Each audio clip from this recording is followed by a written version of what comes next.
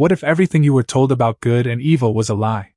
What if the war that nearly destroyed two civilizations was built on deception so profound that even the soldiers dying on both sides didn't understand what they were really fighting for? Because in the year 2891, when humanity finally encountered the seraphim Negroes among the stars, we learned that the universe has no heroes, only survivors trying to make sense of the darkness. Cain Morningstar pressed his palm against the observation window of the salvage vessel, watching the debris field drift past in eternal silence. Fragments of warships, both human and seraphim, tumbled through the void, monuments to the war that had consumed both species for 3 decades. Some pieces still bore the scorch marks of energy weapons.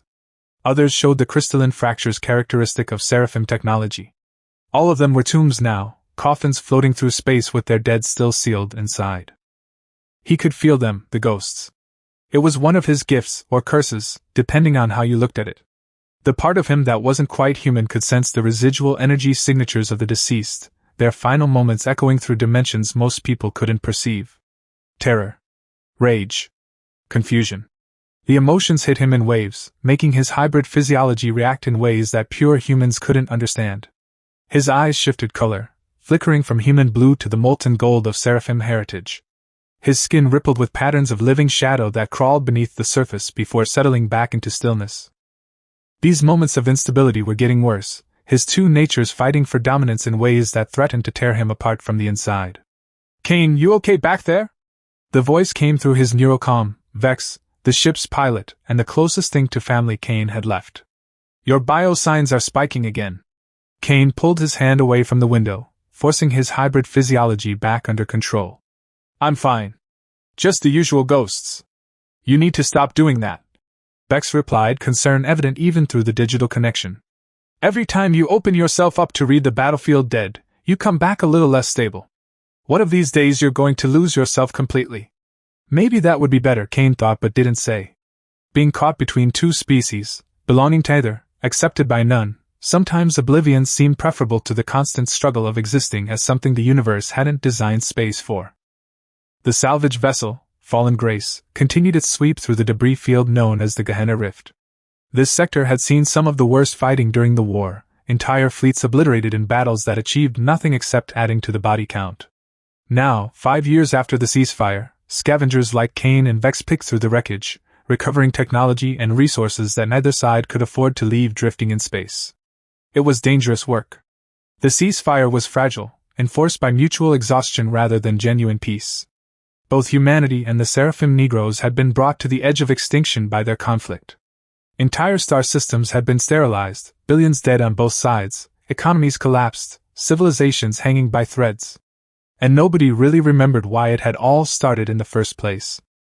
Cain made his way through the cramped corridors of Fallen Grace toward the bridge, his enhanced senses picking up the subtle vibrations of the ship's systems.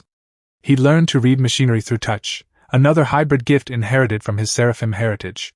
The seraphim Negroes, despite their names suggesting darkness, had actually been masters of energy manipulation, capable of interfacing with technology on a quantum level. Humanity had seen this ability and called it witchcraft, demonic power, proof that the aliens were servants of ultimate evil. The propaganda had been very effective. Vex sat in the pilot's chair, her cybernetic enhancements glowing softly as she interfaced with the ship's navigation systems. She'd been a combat pilot during the war, had lost most of her organic body in a battle above Proxima Station. The military had rebuilt her with whatever parts they could salvage, creating a patchwork person who was more machine than flesh. She'd deserted 3 years ago, unable to reconcile what she'd done during the war with what she'd learned afterward. She and Cain had found each other in the wreckage, two broken things trying to survive in a universe that had no use for them. "Got something interesting on the scanners," Vex said as Cain entered the bridge. "Signature doesn't match anything in our database. Could be pre-war tech, maybe experimental weapons systems. Worth investigating?" Cain studied the holographic display, his enhanced vision picking apart the energy signatures. There was something unusual about the reading, something that made his hybrid instincts scream warnings. The signature felt old, ancient even, resonating on frequencies that predated both human and seraphim technology. "Mark the coordinates," he said finally. "But we approach carefully. If this is what I think it is, we're looking at first civilization artifacts." Vex's expression darkened. The first civilization was what both humans and seraphim called the mysterious precursor race that had apparently seeded the galaxy with ruins and technology millions of years ago. Both species had built their advanced technology on foundations discovered in first civilization sites. And both species had interpreted the ancient symbols and messages in ways that confirmed their own prejudices and fears. Humans had found references to fallen angels and interpreted the seraphim as literal demons. The seraphim had found references to corrupted flesh and interpreted humans as cosmic abominations that needed to be purified. The war had been inevitable once both sides had convinced themselves that the other represented existential evil. Cain sometimes wondered if the first civilization had known what would happen when they left their ruins behind. If they'd set up some kind of cosmic trap, a test that both humans and seraphim had catastrophically failed. Fallen grace maneuvered through the debris field, following the strange energy signature deeper into the Gehenna rift. Cain watched the readings intensify, feeling his hybrid nature respond to whatever was generating the signal. His shadow-touched skin began to glow with faint bioluminescence, patterns forming that resembled both human religious iconography and seraphim energy matrices. "Cain, your biosigns are off the charts," Vex warned. "Whatever's out there, it's resonating with your hybrid physiology. We should turn back." But Cain couldn't turn back. He felt drawn forward by something deeper than curiosity, a pull that spoke to the very essence of what he was. His existence as a hybrid wasn't just unusual, it was supposedly impossible. Humans and seraphim were biologically incompatible, their genetic structures fundamentally different. Hybrids shouldn't be able to exist, shouldn't be able to survive gestation, let alone grow to adulthood. Yet Cain existed. And he'd recently learned that he wasn't unique. The source of the signal resolved on their scanners, a massive structure half buried in the shattered remains of a seraphim dreadnought. It was a perfect black sphere, roughly a kilometer in diameter, its surface absorbing all light that touched it. No reflection, no radiation, just an absolute void in the shape of geometry. "That's not possible," Vex breathed. "That level of light absorption would require exotic matter, quantum engineering beyond anything either species has achieved. It's first civilization technology." Cain confirmed, his enhanced senses reading data from the artifact that conventional scanners missed. "And it's active. Whatever this thing does, it's been running for a very long time." He could feel it now, the pull growing stronger. The artifact was calling to him specifically, recognizing something in his hybrid nature. Images flashed through his mind, visions of ancient wars fought across galaxies, of civilizations rising and falling, of a cycle repeating endlessly across cosmic time scales. And at the center of it all, a figure wreathed in shadow and flame. A being that both humans and seraphim would recognize, though they'd call it by different names. Lucifer. The Morningstar. The first of the fallen. Cain's ancestor. The revelation hit him like a physical blow. He'd known his hybrid nature was unusual, had suspected there was something in his bloodline that defied conventional understanding. But this was beyond anything he'd imagined. If the visions were true, if the artifact's data could be trusted, then he was directly descended from the being that first civilization records identified as the original hybrid, the first consciousness to successfully bridge multiple forms of existence. "Vex, we need to dock with that structure," Cain said, his voice steady despite the cosmic implications rewriting his understanding of his own existence. "I need to interface with it directly." "Absolutely not," Vex replied, fear evident in her mechanical voice. "Cain, you're talking about plugging your consciousness into alien technology that's millions of years old. It could fry your brain, corrupt your genetic structure, or just kill you outright. It's already interfacing with me," Cain pointed out, gesturing to his glowing skin, to the patterns dancing across his flesh. "I'm just proposing we make the connection intentional instead of passive. Whatever's in there, it has information about what I am, about why hybrids like me can exist when they shouldn't be possible." Vex was quiet for a long moment, her cybernetic systems processing probabilities. Finally, she sighed, a distinctly human gesture from her mostly mechanical body. "If you die doing this, I'm keeping the ship." "Fair enough." They docked Fallen Grace against the black sphere using magnetic clamps, creating an airlock seal that would let Cain transfer directly to the artifact's surface. He suited up in a light environmental suit, more for psychological comfort than actual protection. If this thing wanted to kill him, a thin layer of smart fabric wouldn't stop it. Standing at the airlock, Cain paused, looking back at Vex. "If something goes wrong, if I come back changed in ways you can't accept." "I know," Vex interrupted. "I've got the fail-safes ready." One trigger, and I can sever the connection, blow the docking clamps, put 50 kilometers between us and that sphere in under a minute. Cain nodded, grateful for her pragmatism. Then he cycled the airlock and stepped out onto the surface of the artifact. The moment his boots touched the black sphere, reality inverted. Cain found himself standing in a space that couldn't exist, a chamber that was simultaneously vast as galaxies and small as atoms. The walls were made of crystallized time, showing past and future events layered over each other in quantum superposition. He could see the war between humans and Seraphim Negroes from 1,000 different angles, watch decisions made that led inevitably to catastrophe, trace the threads of causality back to their sources. And at the center of the impossible chamber stood a figure that matched the visions Cain had experienced. He appeared as a man, roughly middle-aged by human standards, with features that shifted subtly between human and Seraphim characteristics. His eyes contained galaxies. His skin rippled with patterns of living light and shadow. He wore robes that seemed woven from space-time itself, and when he moved, reality adjusted to accommodate his presence. "Hello, Cain," the figure said, his voice resonating on frequencies that bypassed ears and spoke directly to consciousness. "I've been waiting for you. For any of you. Any hybrid who would eventually find their way here and ask the questions that matter." "Lucifer," Cain breathed, the name feeling both wrong and right on his lips. "The Morningstar. The first hybrid." The figure smiled, and it was an expression of profound sadness. "Those are names given by species who needed to categorize what they couldn't understand. I am the first, yes. The original consciousness to successfully bridge multiple forms of existence. But I'm not the devil of human mythology, or the corrupted angel of Seraphim legend. I'm simply what happens when two incompatible forms of life refuse to remain separate." He gestured, and the walls of the chamber shifted to show images from deep history.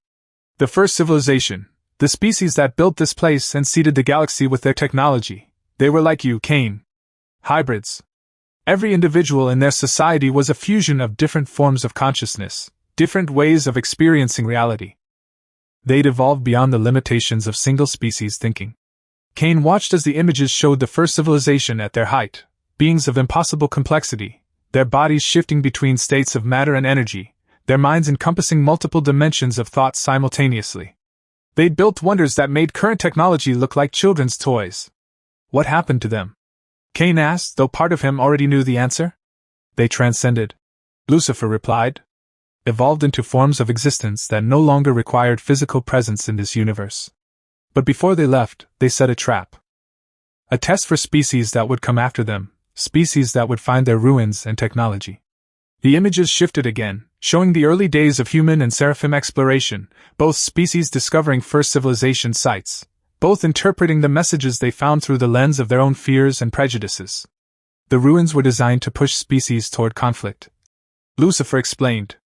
To force them to confront their fears about the other, about beings different from themselves. Most species fail the test.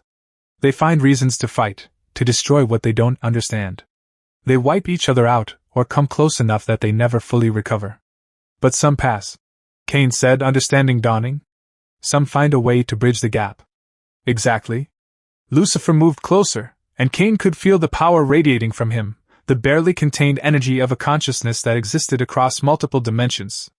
Hybrids are the key. Beings who embody both sides of the conflict, who force their parent species to see the other as something more than enemy. You, Cain, and the other hybrids being born across human and Seraphim space, you're the test's final stage. Cain's mind reeled with the implications. How many others are there? How many hybrids? More than you think, Lucifer replied. The genetic incompatibility between humans and Seraphim isn't as absolute as both species believe. With the right circumstances, with parents who genuinely connect across species lines, hybrid children can be born. It's rare, but it happens. And it's been happening more frequently since the war ended.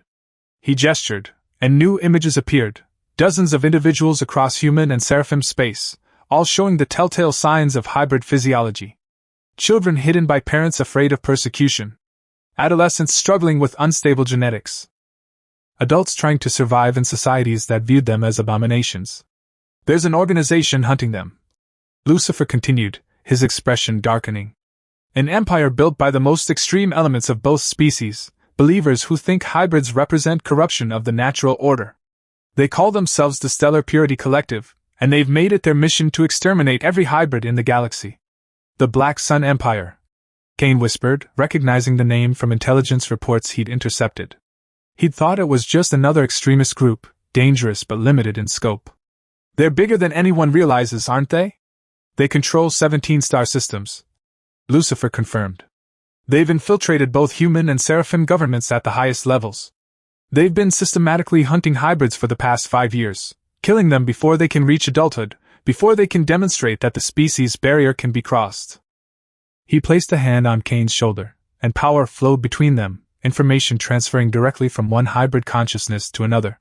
Cain saw the full scope of the Stellar Purity Collective's operations, the murder squads, the propaganda networks, the political maneuvering designed to keep humans and seraphim at each other's throats. Why are you telling me this? Cain asked. What am I supposed to do with this information? Unite them, Lucifer said simply. Find the other hybrids. Bring them together. Show both humans and seraphim that there's a third option, a path forward that doesn't require choosing sides. The first civilization's test isn't over yet, but you're running out of time. The Stellar Purity Collective is planning something big, an operation that will make the war look small by comparison. Cain felt the weight of cosmic expectation settle onto his shoulders. He was just a salvage operator, a person barely keeping his own hybrid nature under control. How was he supposed to unite scattered hybrids across the galaxy and stand against an empire? But looking at Lucifer, the being who'd successfully bridged multiple forms of existence and survived, Cain understood that he didn't have a choice. This was what he'd been born for. His existence wasn't an accident or a cosmic mistake. It was purpose made flesh. Will you help us? Cain asked. If I gather the other hybrids, if we try to stand against the Stellar Purity Collective, will you fight beside us? Lucifer's expression grew sad again. I can't. My consciousness is too distributed, too evolved beyond physical form. I exist here in this artifact, but I can't leave it without losing coherence. All I can do is provide information, guidance, training for hybrids who come seeking answers. But the fight itself? That's yours, Cain. Yours and all the others who've been born into this impossible situation.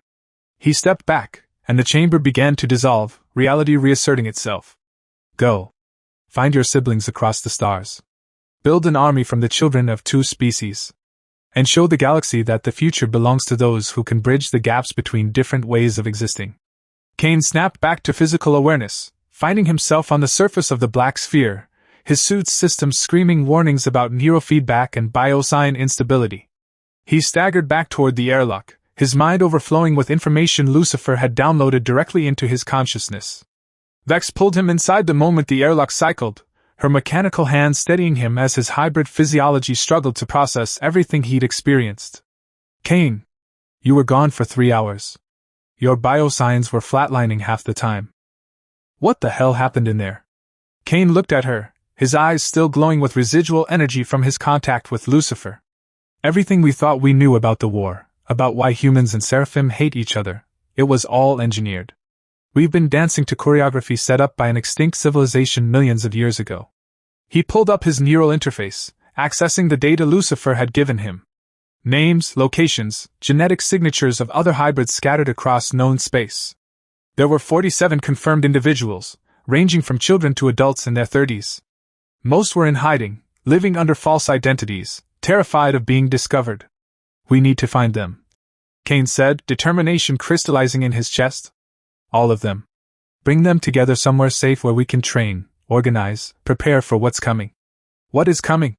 Vex asked, concern evident in her mechanical voice. Cain pulled up another file, intelligence on the Stellar Purity Collective's operations. What he saw made his blood run cold. The extremist organization wasn't just hunting individual hybrids. They were building a weapon, a system designed to scan entire populations for hybrid genetic markers and eliminate them en masse. Genocide, Cain said quietly. They're planning to genocide everyone with mixed heritage across human and seraphim space. Millions will die if we don't stop them. Vex processed this for a long moment, her cybernetic systems running probability calculations. That's insane. Even with 17 star systems under their control, they don't have the resources to pull off something that scale. Unless they've been preparing for years. Cain finished. Building the infrastructure quietly, positioning their people in key government positions, waiting for the right moment to strike. He accessed more of Lucifer's data, finding operational plans that suggested the Stellar Purity Collective was planning to launch their attack within 6 months. They'd used the genetic scanning technology under the guise of medical surveys, claiming they were checking for war-related mutations and contamination. By the time anyone realized what was really happening, millions of hybrids and anyone with mixed genetic markers would be dead. "We can't let that happen," Cain said, his voice hard. "We gather the hybrids. We train them to use their abilities. And we hit the Stellar Purity Collective before they can launch their genocide." "You're talking about starting another war," Vex pointed out. 47 hybrids against an empire that controls 17 star systems. "The math doesn't work in our favor." "Then we change the math," Cain replied. "We expose what the Stellar Purity Collective is planning. We show both humans and seraphim that this extremist organization has been manipulating them, keeping them at each other's throats to prevent cooperation. We make both species understand that hybrids aren't a threat. The people trying to exterminate us are." It was ambitious, probably impossible, but Cain could see no other path forward. They had 6 months to find scattered hybrids, bring them together, train them to fight, and expose a conspiracy that reached the highest levels of both human and seraphim governments. 6 months to save millions of lives and prevent another war. 6 months to prove that the future belonged to bridges, not walls. "All right," Vex said finally. "I'm in. Where do we start?" Cain pulled up the location of the nearest hybrid, a 15-year-old girl named Sarah living in the slums of New Babylon, a human colony on the edge of neutral space. "We start with one. Then another. Then another. We build this army one person at a time." He looked out at the debris field surrounding them, at the monuments to failed understanding and wasted lives. The war between humans and seraphim Negroes had nearly destroyed both species. The genocide the Stellar Purity Collective was planning would finish the job, unless Cain and his fellow hybrids could stop it. The gathering took 3 months. Cain and Vex traveled across human and seraphim space, finding hybrids in hiding, convincing them to join the resistance. It wasn't easy. Many were terrified, having spent their entire lives concealing their nature, afraid of what would happen if they were discovered. Others were angry, resentful of both parent species for creating them and then rejecting them. But slowly, painfully, Cain built his coalition. They established a base on a rogue planet in neutral territory, a world that had been ejected from its solar system millions of years ago, now drifting through interstellar space far from any government's jurisdiction. The first civilization had left ruins there, installations that Cain's hybrid abilities could reactivate and repurpose. He named it Haven. 47 hybrids gathered at Haven, representing every combination of human and seraphim genetics. Some looked mostly human with subtle seraphim traits. Others appeared primarily seraphim with human characteristics. A few, like Cain, existed in a state of constant flux, their bodies shifting between forms as their dual nature fought for expression. Training them was brutal. Hybrids had abilities that neither parent species possessed, capabilities that emerged from the fusion of different biological and energy-based systems. But those abilities were unstable, dangerous, prone to feedback that could kill the user if not properly controlled. Cain pushed them hard, drawing on the knowledge Lucifer had downloaded into his consciousness. He taught them to stabilize their shifting physiology, to channel their hybrid nature into useful abilities rather than letting it tear them apart. He trained them in combat techniques that combined human tactics with seraphim energy manipulation. And he taught them to work together, to see each other as family rather than competition. The youngest was Sarah, the girl from New Babylon. At 15, she was small and scared, her hybrid nature manifesting as an ability to phase between physical and energy states. She could walk through walls, become temporarily intangible, slip through quantum barriers that would stop either pure human or pure seraphim. The oldest was a man named Abel, which gave Cain some dark amusement about the biblical parallels. Abel was 37, had fought in the war on the human side before his seraphim heritage manifested and got him dishonorably discharged. He was bitter, angry, but also fiercely protective of the younger hybrids. He became Cain's second-in-command, helping manage training and operations. As they trained, Cain also worked on the second part of his plan, gathering evidence against the Stellar Purity Collective. He sent teams of hybrids on stealth missions into collective territory, infiltrating their facilities, copying data, documenting their genocide preparations. What they found was worse than Cain had feared. The Stellar Purity Collective had indeed infiltrated both human and seraphim governments at the highest levels. They had admirals and senators, corporate executives and religious leaders, all working toward the same goal, purifying their respective species of hybrid contamination. The genocide weapon was nearly complete. A network of scanning satellites equipped with genetic analyzers and energy weapons, capable of identifying and eliminating hybrid individuals from orbit. Once activated, the system would sweep through every human and seraphim settlement, killing anyone whose genetic code didn't meet purity standards. And they'd set the activation date for 3 months from now, during a joint human-seraphim diplomatic summit meant to solidify the fragile peace. The collective would frame the genocide as a necessary purge of war contamination, sell it to both species as medical necessity rather than mass murder. Cain stood in Haven's command center, studying the data his teams had gathered, feeling the weight of millions of lives depending on decisions he made. Around him, his fellow hybrids worked at various stations, their unique abilities allowing them to interface with the ancient first civilization technology in ways neither pure human nor pure seraphim could match. "We have enough evidence," Abel said, reviewing the data alongside Cain. "Proof of the collective's infiltration, documentation of the genocide weapon, communication showing that extremists from both species are working together. If we release this publicly, it'll create a scandal that brings down governments." "But will it stop the genocide?" Cain asked. "If we expose the collective's plans, they might just accelerate their timeline. Launch the attack before we can organize a proper defense. Then we don't just expose them," suggested a voice from behind. Cain turned to find Maya, a hybrid with the ability to manipulate quantum probability fields, essentially letting her see and influence multiple possible futures. "We destroyed the weapon. Hit their satellite network before they can activate it. That's a military operation against 17 star systems," Abel pointed out. "We're 47 people. Good people, trained and capable, but still just 47 against an empire. Then we get allies," Cain said, an idea crystallizing. "We take our evidence to the moderate factions in both human and seraphim governments. Show them that the extremists they've been ignoring have built a genocide machine. Force them to choose between supporting peace or enabling mass murder." It was risky. Exposing themselves to government officials meant trusting people from both species that had reasons to fear and hate hybrids. But it was also the only path that didn't end in war. Over the next weeks, Cain orchestrated a campaign of revelation. He and select members of his hybrid coalition reached out to politicians, military leaders, and influential civilians who'd shown moderate views during the war. They presented evidence of the Stellar Purity Collective's plans, demonstrated their own hybrid abilities, and asked for support in stopping the genocide. The reactions varied wildly. Some officials refused to believe the evidence, insisting it was fabricated propaganda designed to restart the war.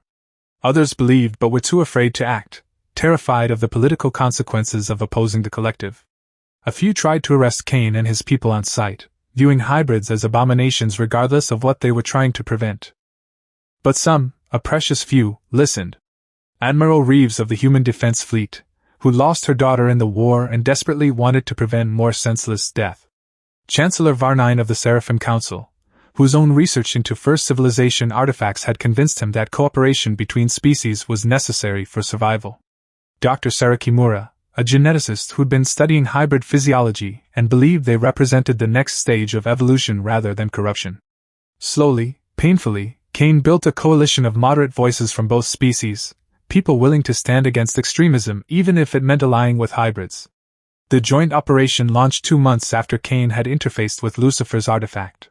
Human and Seraphim military forces, working together for the first time since the war ended, struck at Stellar Purity Collective installations across their 17 controlled systems.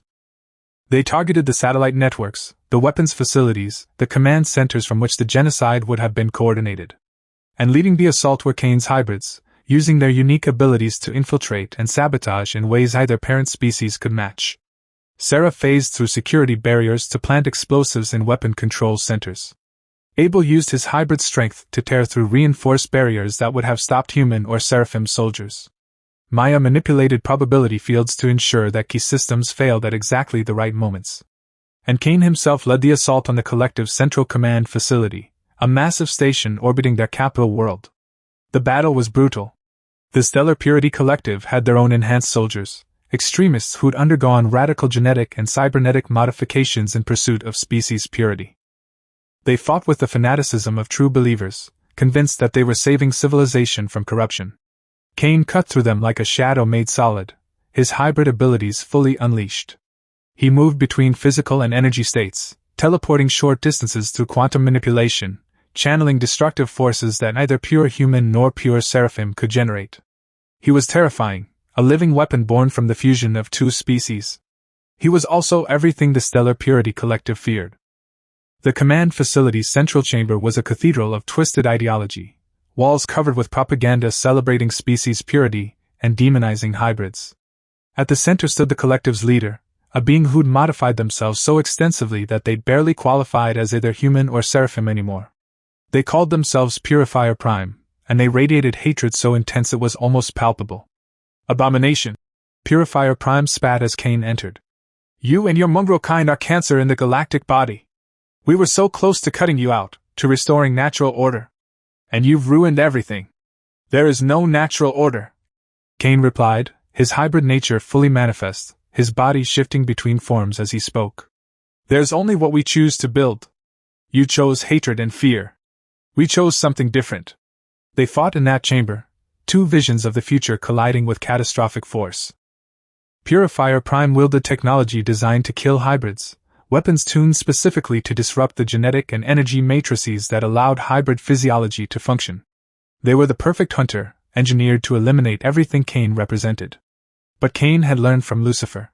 He mastered his hybrid nature, learned to flow between states so fluidly that the weapons designed to kill him couldn't lock on. He was water and stone, light and shadow, existing in quantum superposition that made him nearly impossible to target. The battle raged through the station, two beings fighting not just for survival but for competing visions of civilization's future. Would the galaxy belong to pure bloodlines and rigid categories? Or to hybrids who embodied connection and synthesis? In the end, Cain won. Not through superior power, but through acceptance of what he was. He stopped fighting his dual nature, stopped trying to control the constant flux between human and seraphim.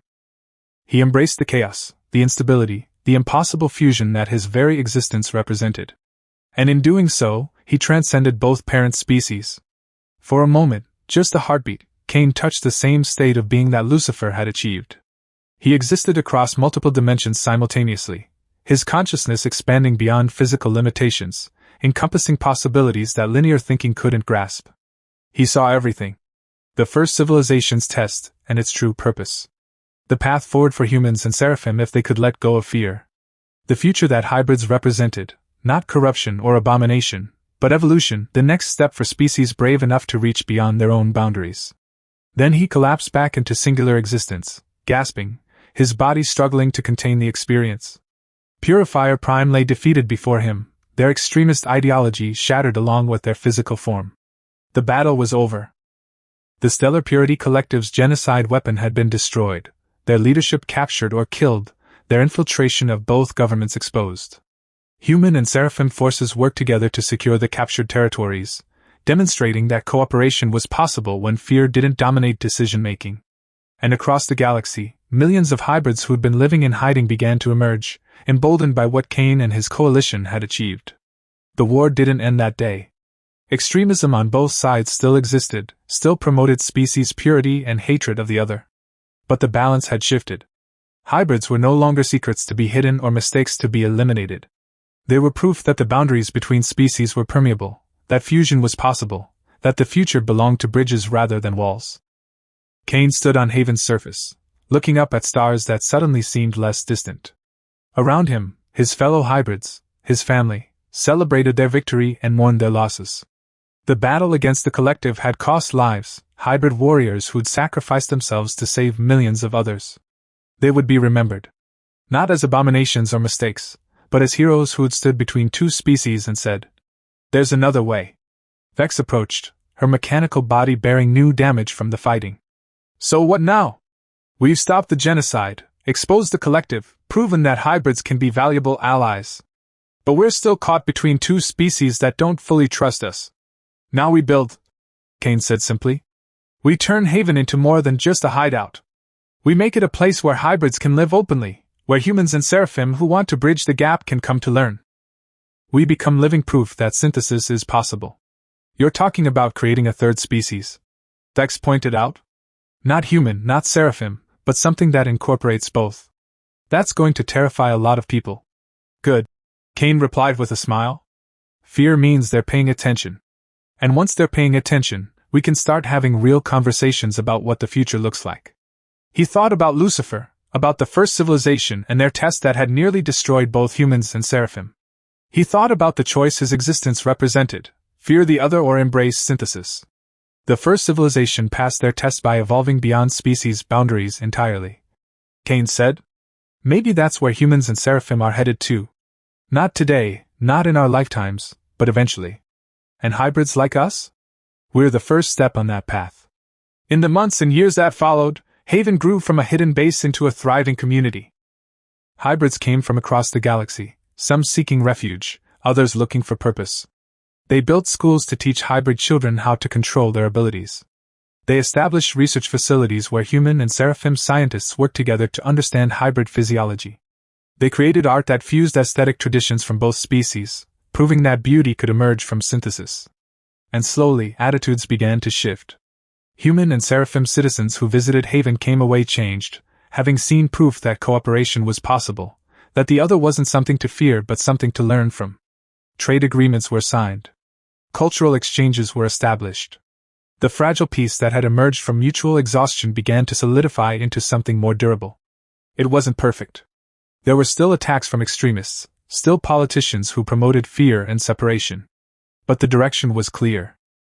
The future belonged to those who could bridge gaps, who could see beyond species boundaries to the potential for synthesis. Cain Morningstar, descendant of Lucifer, child of two species, living bridge between human and seraphim, stood at the center of this transformation. Not as a leader or messiah, but as a symbol. Proof that the impossible could be made real if you were willing to embrace the chaos of synthesis.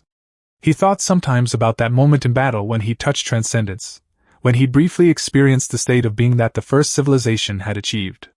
It terrified him and exhilarated him in equal measure. Because he'd seen the path forward, seen where humans and seraphim could go if they were brave enough to let their boundaries dissolve. They could become something unprecedented in the universe.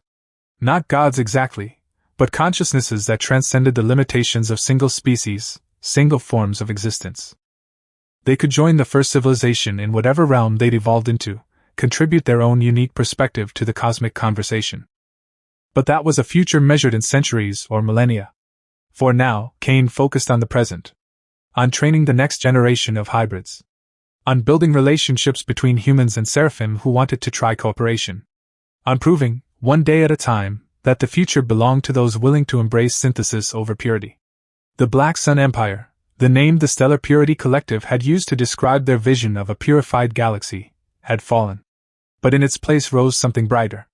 A future where the children of two species could stand in sunlight without fear, where hybrid wasn't a slur but a celebration, where the boundaries between us and them became increasingly difficult to define. Cain stood on Haven's surface, his hybrid nature fully manifest, his body shifting between human and seraphim forms as naturally as breathing. Around him, his family, chosen rather than given, worked to build a future worth living in. And somewhere in the depths of space, in an ancient artifact that had witnessed countless civilizations rise and fall, Lucifer smiled. The test continued, as it always would. But for the first time in a long while, one species, or rather, one fusion of multiple species, seemed likely to pass. The Morningstar's descendants were living up to their heritage. They were bringing light to darkness, building bridges where others saw only chasms, proving that synthesis was stronger than purity could ever be. The future belonged to hybrids. And that future was just beginning. What did you think of Cain's journey from isolated salvager to leader of a hybrid revolution? Did the story's exploration of species boundaries and synthesis resonate with you? I'd love to hear your thoughts in the comments below. What choices would you have made in Cain's position? If this story captivated you, please hit that like button. It helps the channel tremendously, and lets me know what kind of content you want to see more of. And don't forget to drop a comment sharing your perspective on the themes we explored, the tension between purity and synthesis, the cost of bridging seemingly unbridgeable gaps.